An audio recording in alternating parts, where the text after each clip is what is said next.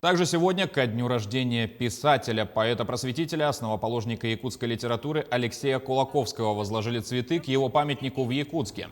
Родственники и творческая интеллигенция вспомнили его вклад в развитие якутской культуры, фольклора, письменности, науки и литературы. Алексей Кулаковский родился 144 года назад в Татинском районе. Много ездил по родному краю, изучал природные богатства, этнографию, экономику. В 1900 году произведением «Благословение Байная» основал якутскую литературу. Его самыми значимыми работами считаются «Письмо якутской интеллигенции» и научные труды.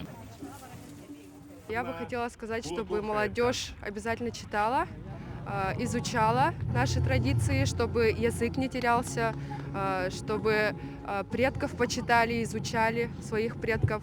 Вплоть до 5-го поколения, мне кажется, надо изучать, потому что именно поддержка предков, защита предков очень сильно влияет на жизнь человека.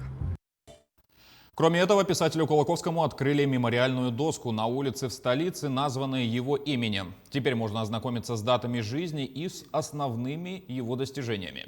Доску открыли в рамках совместного проекта газеты «Саха-Сире» и театра «Олонхон».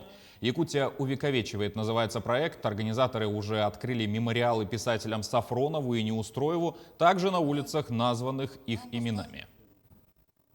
В столице нашей республики много улиц, которые названы в честь выдающихся народа, сынов народа, представителей народа Саха. Но, к сожалению, про них на данных улицах никакой информации не написано.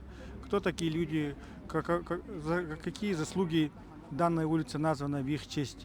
И для того, чтобы восполнить данный пробел для будущего поколения, для молодежи, и для туристов, для гостей нашей столицы, мы организовали, начали данную акцию.